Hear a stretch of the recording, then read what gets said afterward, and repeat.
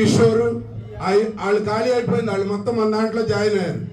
రెండోది పార్లమెంట్ సభ్యుడు మే 15కి అమెరికా టికెట్లు పెట్టేసుకున్నాడు. ఆయన ఎన్నికల వరకు జగన్ గారు బతిలాడాడు, కొద్దిగా తిరిగి పెట్టవే బాబు నాకు ఎవరూ లేరు ఈ పార్లమెంట్లో అని. మే 15కి రిటర్న్ టికెట్లు వేసేసుకున్నాడు. ఆయన వెళ్ళిపోతాడు, మళ్ళీ కనపడ్డు మీకు ఎవరికి. మూడోది ఎలిజా గారు, త్వరలో తెలుగుదేశం పార్టీలో ఎలిజా గారు జాయిన్ అవుతున్నాడు. అంటే ఇంచుమించుగా ఇక్కడ పార్లమెంట్ సభ్యుడు కానీ శాసనసభ్యులు కానీ మొత్తం అందరూ కూడా ఆ ఫ్యామిలీలు ఖాళీ అయిపోయి పార్టీలో చేరుతుంటే గ్రామాల్లో ప్రజలకు తెలియజెప్పండి. అందరూ అన్నదమ్ముల్లా కలిసి చేసుకుందాం, మేము కలిసిపోదాం ఇక్కడ. ఎందుకంటే పేద కుటుంబంలో నుంచి ఇక్కడ ధర్మాజిగూడెంలో పుట్టిన వ్యక్తి రోషన్ గారు. ఇక్కడ పేదలకు చాలా సమస్యలు ఉన్నాయి.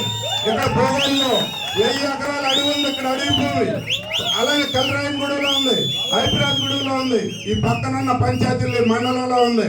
మీ పేదలందరికీ కూడా ఇవాళ భూముల్లో మొక్కలు పెంచుకుని చెట్టు పట్టాలు ఇచ్చే అవకాశం కలిగించే ఏకైక వ్యక్తి రోషన్ కుమార్ గారు. ఎవరు చేయలేరు అది. ఇప్పుడున్న 5 ఏళ్ళు గతంలో కూడా ఎవరు చేయలే.